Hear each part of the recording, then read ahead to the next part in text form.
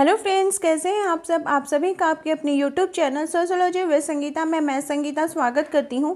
और इस चैनल के माध्यम से हम लोग सोशियोलॉजी के कम्पिटिटिव एग्जाम के प्रिपरेशन करते हैं। आपको इस चैनल में अभी 3 क्लासेस मिल रहे हैं, जिसमें कि मॉर्निंग के क्लास में हम लोग कवर कर रहे हैं बीपीएससी 4.0 और यूपी पीजीटी के सोशियोलॉजी के पीजीटी लेवल के सिलेबस को। दोपहर के 3 बजे आप लोगों के लिए झारखंड लेडी सुपरवाइजर का प्रैक्टिस सेट लगाया जा रहा है, जिसमें हम लोग 100 क्वेश्चंस को अटैम्प्ट कर रहे हैं। और रात के 8 बजे आप लोगों के लिए झारखंड लेडी सुपरवाइजर के लिए रिवीजन क्लासेस चल रहे हैं। और साथ ही साथ मेरे जो पेड ग्रुप के स्टूडेंट्स हैं उनके लिए शाम के 7 बजे टेलीग्राम पर टेस्ट भी लिया जाता है। तो वैसे स्टूडेंट्स जो अभी तक पेड ग्रुप से नहीं जुड़ पाए हैं, तो आप लोगों के लिए प्राइस बहुत ड्रॉप कर दिया गया है। आप सिर्फ अभी 999 में आप सारे नोट्स को ले सकते हैं। आपको सारा आपका सिलेबस अकॉर्डिंग नोट्स मिल जाएगा। टेलीग्राम का लिंक आपको फ्री ऑफ कॉस्ट मिल जाएगा। तो अगर आपकी तैयारी अभी नहीं बेहतर हो पाई है, आपको लग रहा है कि कुछ मटेरियल्स की हमें और नीड है, तो आप लोग ज़रूर इस चीज़ का फ़ायदा उठाएं। तो चलिए आज हम लोग प्रैक्टिस सेट नंबर 6 को अटेम्प्ट करते हैं। क्लास को आप लोग लास्ट तक देखिएगा और मुझे कमेंट करके ज़रूर बताइएगा कि आउट ऑफ 100 आप लोग के कितने मार्क्स बन रहे हैं। आज हम लोग प्रैक्टिस सेट नंबर 6 करेंगे और आज का हमारा पहला क्वेश्चन है। एक एक करके हम लोग पूरे 100 क्वेश्चंस को अटेम्प्ट करेंगे। हमारा पहला क्वेश्चन पूछा जा रहा है कि हिंदू समाज निर्णय के द्वार पर पुस्तक के रचयिता कौन है। तो यहाँ पे आपके 4 ऑप्शन दिए गए हैं, J.H. हटन, K.M. पार्निकर, A.R. देसाई और D.N. मजुमदार। देखिए 100 क्वेश्चंस को हम लोग को अटेम्प्ट करना है, इसलिए मैं क्वेश्चन और उसका जो डायरेक्ट आंसर है वो आप लोगों को बताऊंगी। जिसका हम लोग को एक्सप्लेनेशन जानना जरूरी है उसको मैं पूरा आपको करके बताऊंगी। तो क्वेश्चन नंबर 1 का राइट आंसर हो जाएगा K.M. पार्निकर। इस पुस्तक की रचना हिंदू समाज निर्णय के द्वार पर, इसके रचयिता कौन है तो K.M. पार्निकर है। J.H. हटन जी की पुस्तक का नाम है cast in India. D.N. Majumdar की पुस्तक का नाम है races and culture of India. ये चीज़ ध्यान में रखिएगा।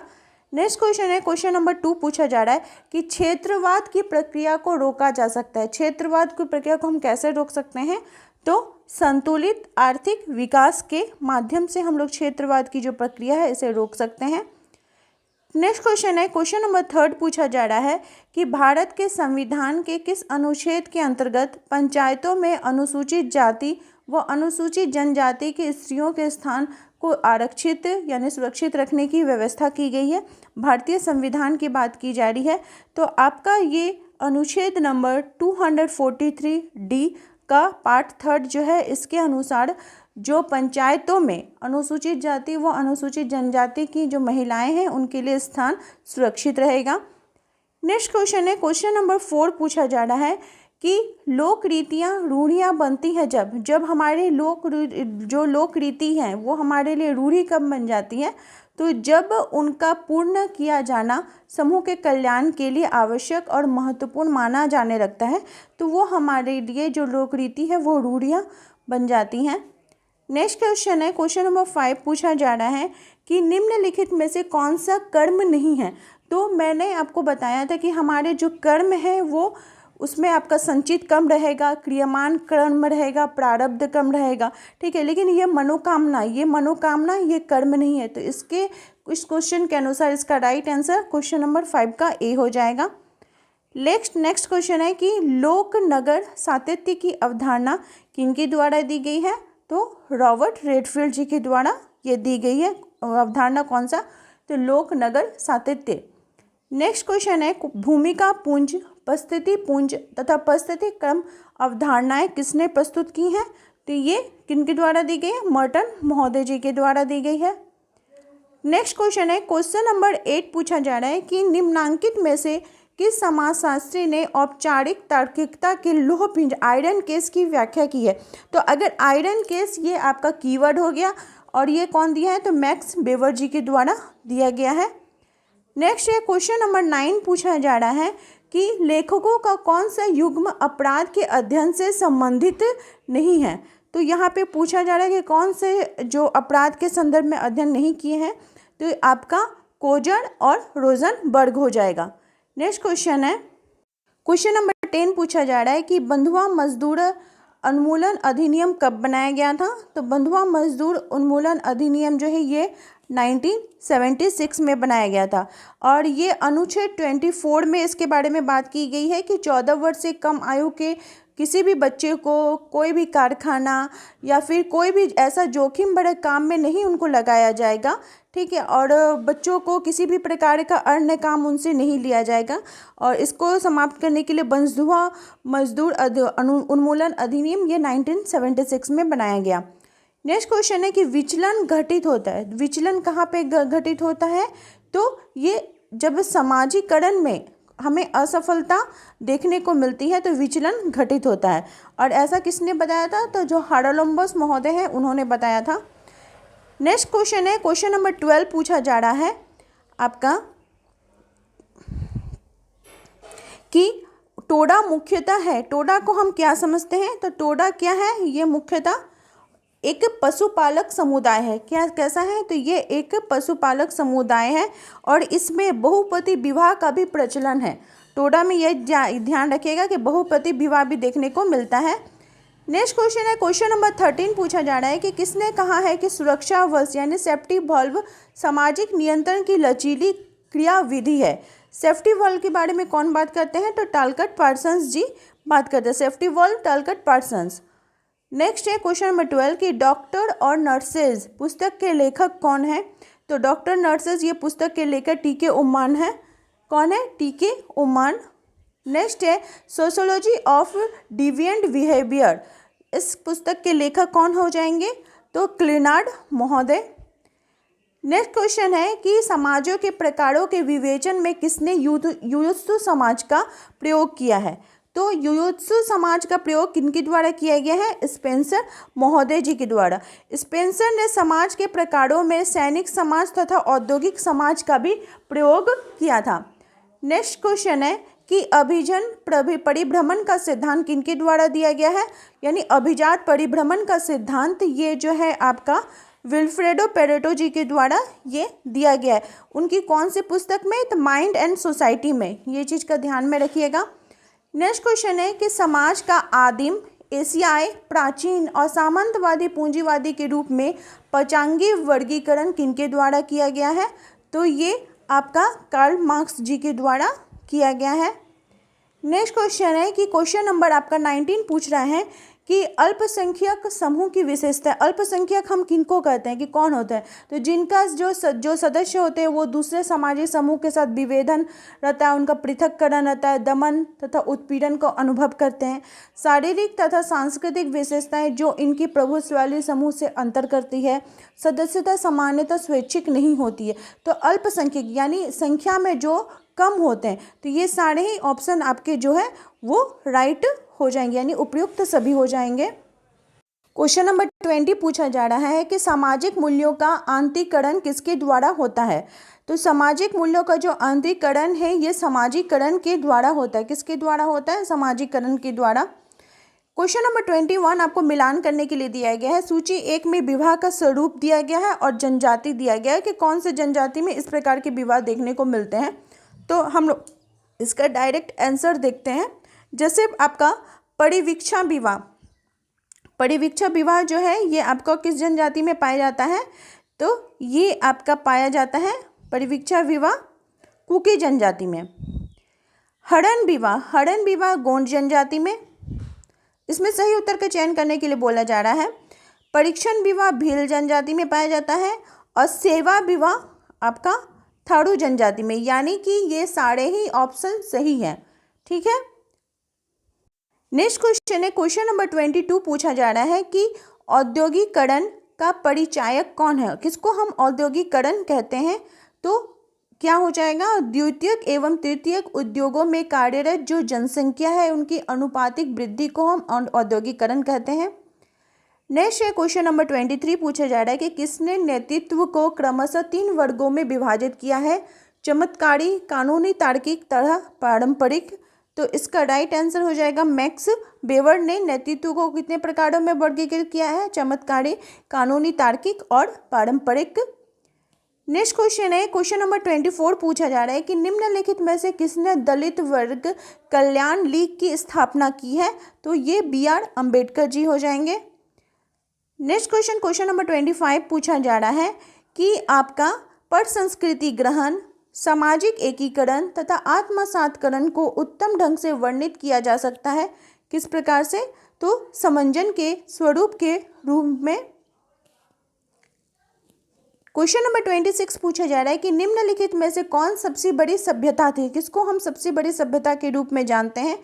तो विश्व की अगर सबसे बड़ी सभ्यता की बात की जाए तो वो सिंधु घाटी की सभ्यता हो जाएगी, जिसका कि क्षेत्रफल जो था वो 1.26 मिलियन वर्ग किलोमीटर से भी वर्ग मील से भी अधिक था। ठीक है।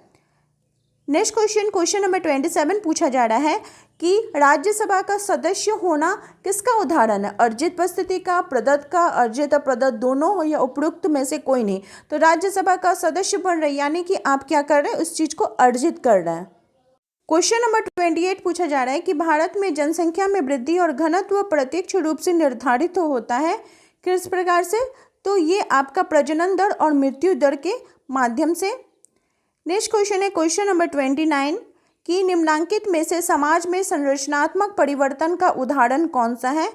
तो संरचनात्मक परिवर्तन का उदाहरण आपका सामंतवादी समाज का पूंजीवादी समाज में परिवर्तन को हम क्या कहते हैं? संरचनात्मक परिवर्तन का यह उदाहरण होगा। नेक्स्ट है क्वेश्चन नंबर 30 पूछा जा रहा है कि धर्म संबंधी आत्मवाद या जीववाद का जो सिद्धांत है यह किनके द्वारा दिया गया है? तो जो आपका आत्मवाद का जो सिद्धांत है यह आपका टायलर महोदय हो जाएंगे। कौन हो जाएंगे? तो टायलर महोदय हो जाएंगे। मानववाद का सिद्धांत मेरिट महोदय हो जाएंगे। प्रकृतिवाद का सिद्धांत हो जाएंगे मैक्स मूलर। ठीक है, तो इन सभी से ये रिलेटेड हो जाएंगे। नेक्स्ट है क्वेश्चन नंबर 31 पूछा जा रहा है कि गोत्र पूर्वज तथा बहिर्विवाही समूह होता है, ज्ञात पूर्वज तथा बहिर्विवाही समूह होता है, तो वो क्या होता है? वो उसको हम लोग गोत्र कहते हैं। नेक्स्ट है क्वेश्चन नंबर आपका 32 पूछा जा रहा है कि उत्तर प्रदेश पंचायती राज अधिनियम कब पारित किया गया था? तो उत्तर प्रदेश पंचायती राज अधिनियम ये 1947 में पारित किया गया था। नेक्स्ट है यहाँ पे आपको सुमेलन करने के लिए दिया गया है, जैसे आपका समावर्तन क्या है, बोंगावाद क्या है, उसके बाद पूर्व सूक्त क्या है, धांगर बरसा क्या है, तो उसको हम लोग एक एक करके देख लेते हैं। सबसे पहले देखते हैं कि समावर्तन क्या है। तो समावर्तन जो है ये आपका हिंदू समाज का एक संस्कार होता है। बोंगावाद जो है ये मुस्लिम रिवाज है या हम कह सकते हैं उनका एक विवाह है। और पुरुष सूक्त जो है किससे रिलेटेड है? तो ये ऋग्वेद से रिलेटेड है। धांगर बरसा जो है ये टोडा का संस्कार है, जो टोडा जनजाति है उनका एक संस्कार है। नेक्स्ट ये क्वेश्चन नंबर 34 पूछा जा रहा है कि समाज का वर्गीकरण साधारण, मिश्रित और दोहरे मिश्रित और तिहरे मिश्रित में किनके द्वारा किया गया है? तो समाज का वर्गीकरण कौन कर रहे हैं? दुर्खिम महोदय। नेक्स्ट है कि जिस व्यवस्था में मामा का अधिक महत्व होता है उसको क्या कहते हैं? तो उसको मातुल्य कहा जाता है। नेक्स्ट है माना का संबंध किससे है? माना का जो सिद्धांत होता है वो किससे रिलेटेड होता है? तो माना का जो सिद्धांत है ये आपका प्रत्येक जीव जो प्रत्येक वस्तु में जीवन की चेतना से, किसको कहेंगे? प्रत्येक वस्तु में जीवन की चेतना से ये रिलेटेड है। नेक्स्ट क्वेश्चन है कि इरावती कर्वे के अनुसार दक्षिण भारत में जन्म के परिवार एवं विवाह के परिवार में कोई सुस्पष्ट भिन्नता नहीं होती है। क्यों नहीं ये भिन्नता होती है? क्योंकि उनमें आपका भ्राता भगिनी संतति विवाह की प्रथा देखने को मिलती है, इसलिए वहाँ पे अंतर करना थोड़ा मुश्किल हो जाता है। नेक्स्ट है कि निम्नलिखित में से कौन सी ये जो पुस्तक है अनटचेबिलिटी इन रूरल गुजरात, इस पुस्तक के लेखक कौन है? तो आपका IP देसाई है। कौन हो जाएंगे? IP देसाई हो जाएंगे। नेक्स्ट है क्वेश्चन नंबर 39 पूछा जा रहा है कि नगर में सामाजिक दूरी किस कारण से होती है? नगरों में जो सामाजिक दूरियां होती है वो सामाजिक विषमताओं के कारण होती है। नेक्स्ट है क्वेश्चन नंबर 40 पूछ रहा है कि निम्नलिखित में से किस जनजाति ने ताना भगत आंदोलन चलाया था? तो ताना भगत आंदोलन जो है ये आपका झारखंड से रिलेटेड है और ये किनके द्वारा दिया गया था? तो उराव जनजाति के द्वारा किया गया था। किनके द्वारा? उराव जनजाति में ने ताना भगत आंदोलन को चलाया था। और इसके नेतृत्वकर्ता की अगर बात की जाए तो ताना भगत, जतरा भगत, देव मुनिया भगत, ये सभी इसमें आते हैं। नेक्स्ट है क्वेश्चन नंबर 41 में सिद्धांत और संकल्पना दी गई है आपका। कि कौन सा सिद्धांत किनके द्वारा दिया गया है। जैसे आपका सावकाश वर्ग सिद्धांत, सावकाश वर्ग का जो सिद्धांत है ये आपका दिया गया है वेबलन महोदय जी के द्वारा। संभ्रांत का परिचलन आपका दिया गया है पेरेटो महोदय जी के द्वारा। अनुकूली संस्कृति आर्गबन जी के द्वारा। अयोग्यतम की उत्तरजीविता का जो सिद्धांत है यह डार्विन महोदय जी के द्वारा ये दिया गया है। नेक्स्ट क्वेश्चन है पूछ रहा है कि लेविडेट का अर्थ क्या होता है। लेविडेट से आप क्या समझते हैं? तो लेविडेट का मतलब हुआ कि किसी महिला का पति की मृत्यु के पश्चात पति के अगर भाई से विवाह होता है तो उसको क्या बोला जाता है? उसको लेविडेट बोला जाता है। नेक्स्ट क्वेश्चन नंबर 43 पूछा जा रहा है कि सामाजिक स्तरीकरण एक प्रकार्यात्मक जरूरत है और इस पर किसने बल दिया था? तो सामाजिक स्तरीकरण पर ये किंग्सले आपके डेविस जी के द्वारा बात की गई। तो सामाजिक स्तरीकरण किंग्सले डेविस। नेक्स्ट है जो लेविडेट की प्रथा पाई जाती है, तो लेविडेट की जो प्रथा है यह मेनली पितृवंशीय परिवारों में देखने को मिलती है। नेक्स्ट है आपको यहाँ पे पुस्तकों का नाम दिया गया है और उनके लेखक दिए गए हैं। जैसे पुस्तक है कास्ट इन मॉडर्न इंडिया, ठीक है, कास्ट इन मॉडर्न इंडिया के लेखक कौन हो जाएंगे? तो आपका ये हो जाएंगे MN Srinivas. Caste class and power Andre Beteille. Homo hierarchy Louis Dumont. Caste in Indian politics Kothari, ठीक है, इसको आप लोग नोट कर लीजिएगा। नेक्स्ट है कि प्रतिस्पर्धा को शांतिपूर्ण संघर्ष के रूप में किसने वर्गीकृत किया है? तो मैक्स वेबर जी हो जाएंगे। नेक्स्ट क्वेश्चन है कि प्रदर्शनात्मक उपभोग एक उदाहरण है, तो प्रदर्शनात्मक उपभोग किसका उदाहरण है? तो ये प्रकट प्रकार्य का उदाहरण है। नेक्स्ट क्वेश्चन नंबर 48 पूछा जा रहा है कि समाज में परिहार का अनुपालन किया जाता है। हमारे देखें नातेदारी में हम लोगों ने पढ़ा होगा परिहार और परिहास, ठीक है। तो ये परिहार जो है ये क्या होता है? कुछ संबंधियों के मध्य जो लैंगिक संपर्क रोकने के लिए, ठीक है, जैसे जेठ और उनका जो भाई की पत्नी से होता है जो उसमें आपको परिहार देखने को मिलेगा। ससुर और पुत्र वधू में परिहार देखने को मिलेगा, तो उसमें सामाजिक एक प्रतिबंध रहता है। नेक्स्ट क्वेश्चन है क्वेश्चन नंबर 49 पूछा जा रहा है कि निम्नलिखित में से कौन सी जनजाति मातृवंशीय है? तो आपका जो जैंतिया, खासी, गारो ये सब कैसा हो जाएंगी? कौन सी जनजाति हो जाएगी? तो मातृवंशीय हो जाएगी। आज का क्वेश्चन नंबर 50 पूछा जा रहा है कि भारतीय संविधान का अनुच्छेद 164 जनजातीय कल्याण के लिए पृथक मंत्रियों का प्रावधान करता है, तो क्या ये कहाँ पे करता है? तो ये आपका बिहार, मध्य प्रदेश और उड़ीसा में करता है। हम लोगों ने 50 क्वेश्चंस को अटेम्प्ट किया। क्वेश्चन अगर आपको हेल्पफुल लग रहे हैं तो प्लीज़ एक लाइक ज़रूर कर दीजिए। आपके लाइक और आपके कमेंट्स ही मुझे मोटिवेट करते हैं, और आपके लिए जब मैं इतना मेहनत कर रही हूँ तो आपका भी कोई एक कर्तव्य बनता है कि आप लोग लाइक और कमेंट के माध्यम से मुझे भी मोटिवेट करें। नेक्स्ट है क्वेश्चन नंबर हम लोग 51 की तरफ बढ़ते हैं। क्वेश्चन नंबर 51 पूछा जा रहा है कि सामान्यतः दाएं भाग का चलन जो वो किस राज्य में देखने को मिलता है? तो दाएं भाग जो है वो पश्चिम बंगाल में आपको देखने को मिलता है। कहाँ पे? पश्चिम बंगाल में। और दाएं भाग के लेखक कौन हो जाएंगे? तो जिमुतवाहन हो जाएंगे। और ये हिंदू कोड बिल है। क्या है? तो ये एक हिंदू कोड बिल है, इसको भी ध्यान में रखिएगा। नेक्स्ट ये क्वेश्चन नंबर पूछ रहा है 52 कि निम्नलिखित जनजातियों में से किसमें स्त्रियों द्वारा हल छूना और घर का छप्पर डालना वर्जित है? कौन सी जनजाति में? तो ये आपका जो संथाल जनजाति है उनको ये वर्जित रहता है, ठीक है। क्या वर्जित रहता है आपको?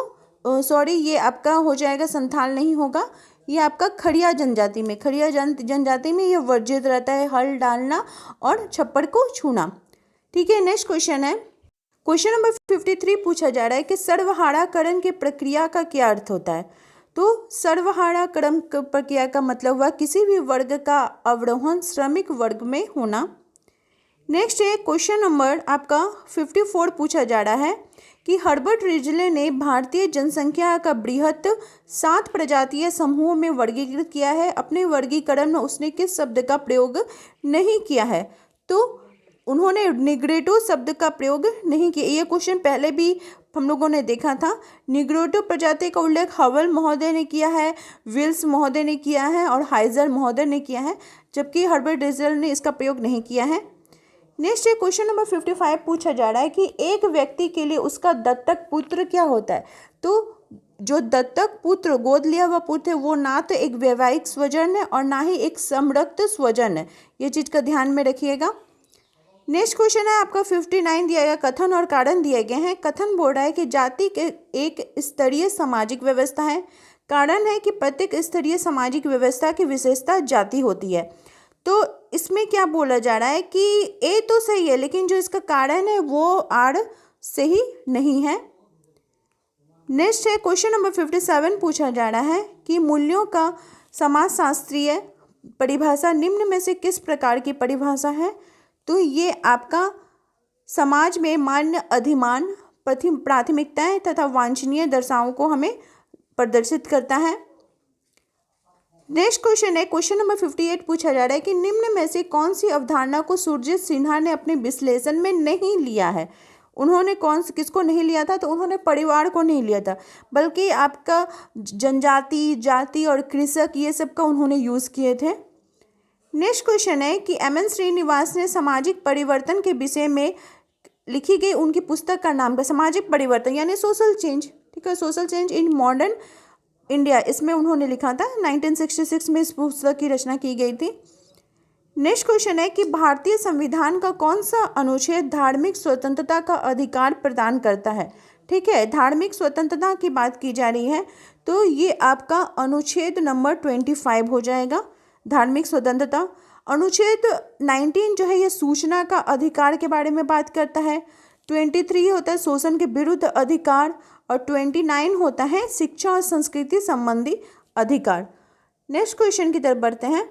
क्वेश्चन नंबर 61 पूछा जा रहा है द फ्यूचर ऑफ मैरिज नामक पुस्तक किनके द्वारा लिखी गई है। द फ्यूचर ऑफ मैरिज पुस्तक ये आपका जेसी बर्नर्ड जी के द्वारा लिखी गई है। नेक्स्ट क्वेश्चन है क्वेश्चन नंबर 62 पूछा जा रहा है कि मैसूर की ओकालिंगा जाति का अध्ययन किसके लिए प्रसिद्ध है। जो ओकालिंगा की जनजाति का अध्ययन है ये प्रभुत्व जाति के लिए प्रसिद्ध है।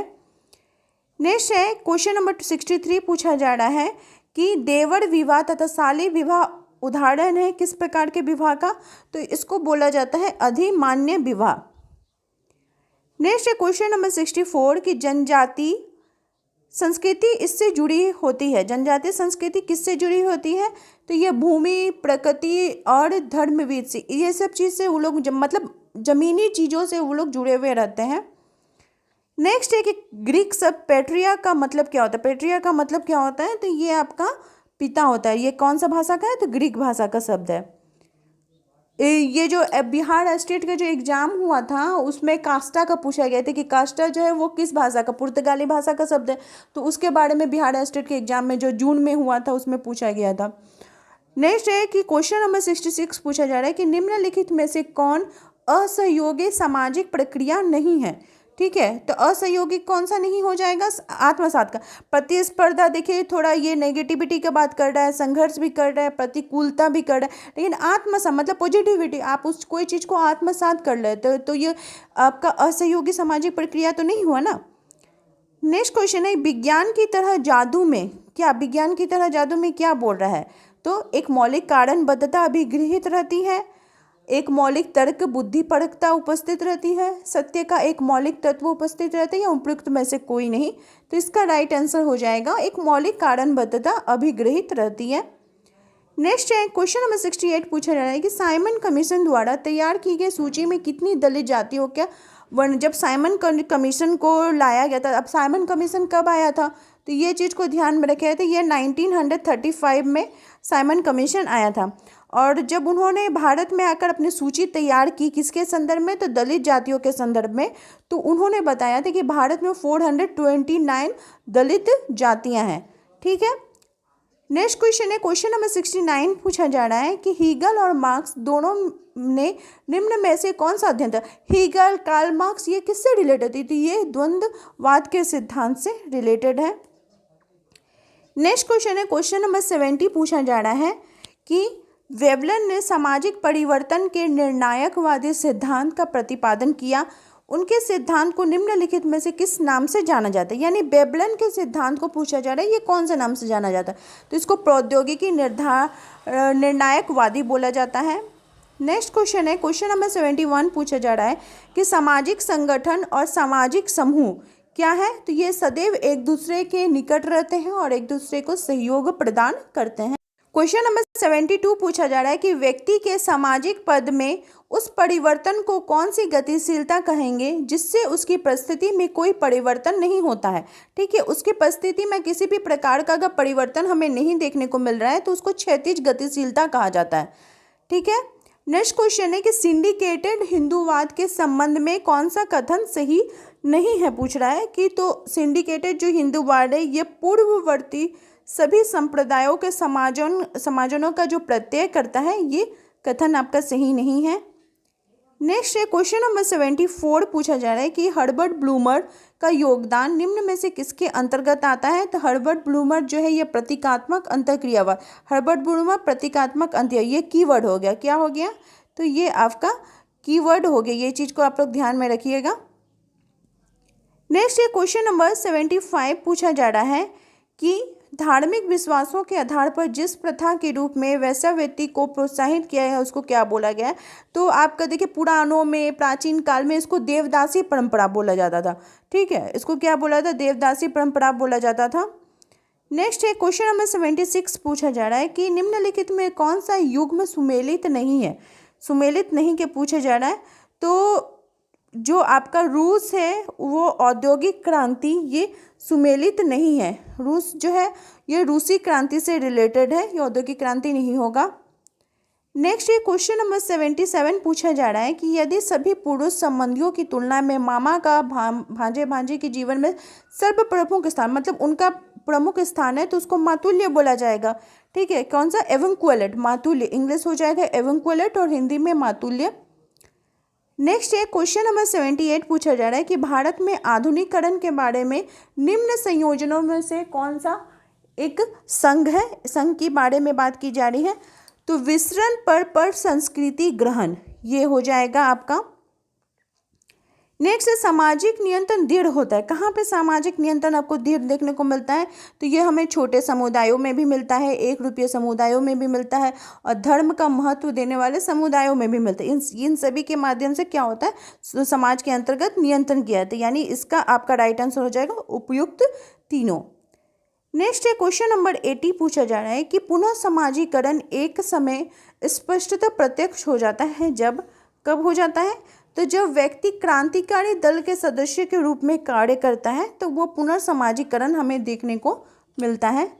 नेक्स्ट क्वेश्चन है क्वेश्चन नंबर 81 पूछा जा रहा है कि निम्नलिखित में से कौन सा भारत में सांस्कृतिक विविधता का सूचक नहीं है, तो जो आपका प्रजाति ये ये आपका निम्नलिखित में से कौन सा भारत में सांस्कृतिक विविधता का सूचक नहीं है, तो ये आपका राइट आंसर हो जाएगा वर्ग, आपका प्रजाति होगा, धर्म होगा, जाति होगा, इन सभी के आधार पे हम लोग सांस्कृतिक विविधता करते हैं, लेकिन वर्ग के आधार, क्योंकि जो वर्ग होता है वो कर्म से रिलेटेड होता है। नेक्स्ट क्वेश्चन है क्वेश्चन नंबर 82 पूछा जा रहा है कि भारत के संविधान की किस धारा में व्यक्त किया गया है कि 14 वर्ष से नीचे की आयु का कोई भी बालक किसी भी फैक्ट्री या कार, अभी हम लोगों ने पढ़ा इस चीज़ को, तो कौन सा हो जाएगा, ये आपका धारा नंबर 24 में। प्रकट प्रकार और अप्रकट प्रकार की अवधारणा किसने दी है, तो मर्टन महोदय ने दी है। नेक्स्ट, किस आश्रम में धर्म अर्थ काम और संगम को कहा गया, कौन सा आश्रम है, तो हम लोग जानते हैं कि जो आश्रम व्यवस्था है वो कितने भागों में बटी हुई है, तो 4 भागों में, उसमें ये तीनों चीज़ें कहाँ में मिलेंगी, तो जो गृहस्थ आश्रम है वहाँ पे हमें देखने को मिलेगा। नेक्स्ट क्वेश्चन है कि भारत में सामुदायिक विकास कार्यक्रम विकास योजना का प्रारंभ कब किया गया था, तो यह 1952 में किया गया था। नेक्स्ट है कि कौन सा श्वेतवसन अपराध है, किसको हम श्वेतवसन अपराध कहेंगे, तो जो घूसखोरी है ये श्वेतवसन अपराध माने व्हाइट कॉलर क्राइम। ठीक है।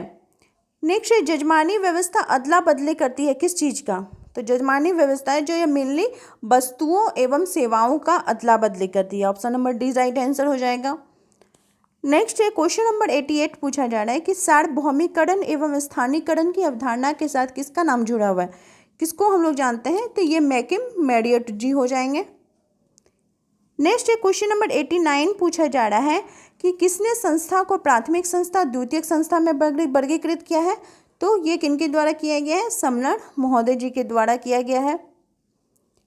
नेक्स्ट क्वेश्चन है, यहाँ पे आपका सूची 1 सूची 2 हो गया, मतलब सूची 1 में पुस्तकों के नाम है और सूची 2 में आपके उनके मतलब लेखकों के उनके सिद्धांतकारों के नाम है। तो इंडियन साधु ये जो पुस्तक है किनके द्वारा दी गई है, तो इंडियन साधु आपका दिया गया है जीएस घुरिया जी के द्वारा। Homo hierarchicus, Louis Dumont, the remembered village M N. Srinivas, contemporary India and its modernisation, ये कौन हो जाएंगे, तो आपके एस.सी. दुबे जी हो जाएंगे। ठीक है। क्वेश्चन नंबर 91 पूछा जा रहा है कि निम्नांकित समाजशास्त्रियों में से किसने हिंदू विवाह के आधारभूत उद्देश्यों में धर्म, प्रजा और रति की विवेचना की थी। धर्म, प्रजा और रति की विवेचना किनके द्वारा की गई थी, तो पीएन प्रभु के द्वारा की गई थी। ये चीज़ को ध्यान में रखे उन्होंने। इसके बाद आपको कहीं कहीं केएम कपाड़िया भी मिलेगा, लेकिन ये नहीं होगा, पीएन प्रभु होगा। नेक्स्ट है कि क्वेश्चन नंबर 92 पूछा जा रहा है, कथन और कारण दिए गए हैं। तो कथन है कि ग्रामीण सामाजिक अंचल में संयुक्त परिवार विलुप्त होते जा रहा है। कथन, कारण मतलब तो संयुक्त परिवार में व्यक्तिगत सफलता को मान्यता नहीं दी जाती है। तो इसका जो पूछा जा रहा है, तो ये तो सही है कि हाँ विलुप्त हो, लेकिन कारण वैसा नहीं, कारण बहुत कुछ हो सकते हैं, रोजगार की कमी, बेरोजगारी, ये सब के कारण भी होता है।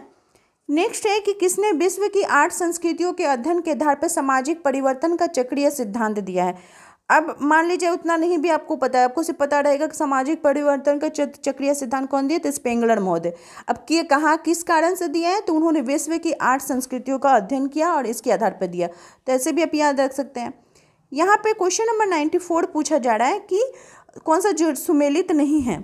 तो देखिए, कैथलीट गव तंजोर, ठीक है, एफ.जी. वेले बिसीपाड़ा, मतलब इन्होंने इस सब जगह जाकर उन्होंने अध्ययन किया था।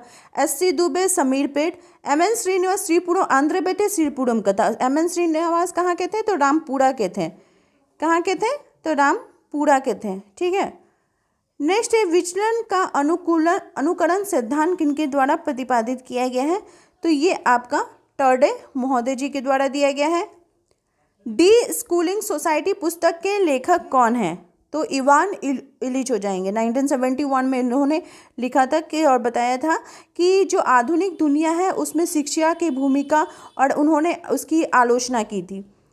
नेक्स्ट है क्वेश्चन नंबर 97 पूछा जा रहा है कि किसने कहा है कि जाति जो है ये मूलतः एक मानसिक दशा है, तो बी.आर. अम्बेडकर जी बोलते। कौन बोलते हैं, बी.आर. अम्बेडकर। नेक्स्ट है कि संस्कृति पर्यावरण का मानव निर्मित भाग है, तो हरकोविट्स बोलते हैं। क्वेश्चन नंबर 99 पूछा जा रहा है, आपको यहाँ पे मिलान करने के लिए बोल रहा है कि सही उत्तर का चयन कीजिए। तो सही उत्तर क्या हो जाएगा, हम लोग देख लेते हैं। आपका जनजातीय शोषण की हिंदू पद्धति, ये आपका दिया गया है एन.के. बोस जी के द्वारा। हिंदूकरण मैक्स वेबर, राजपूतीकरण सुरजीत सिन्हा, अकुलनीकरण जो है ये नर्मदेश्वर प्रसाद। तो ये सारा ही ऑप्शन आपका सही हो जाएगा। और आज का लास्ट क्वेश्चन है कि सूची 1 सूची 2 को दिया गया है मिलान करने के लिए। शक्ति अभिजन का सिद्धांत ये किनके द्वारा दिया गया है, तो शक्ति अभिजन का जो सिद्धांत है ये मिल्स महोदय जी के द्वारा। शासक अभिजन पेरेटो जी के द्वारा। शासक वर्ग कार्ल मार्क्स, और प्रतिषेधन समूह रिजमैन। तो आप लोग मुझे कमेंट करके ज़रूर बताइए कि आप लोग के आउट ऑफ 100 कितने मार्क्स बन रहे हैं, और साथ ही साथ मुझे ये भी बताइए कि आप लोगों को आज की क्लास कैसी लगी। इसी प्रकार से आप लोग चैनल के साथ बने रहिए। आप सभी का मेरे चैनल में बने रहने के लिए बहुत बहुत धन्यवाद।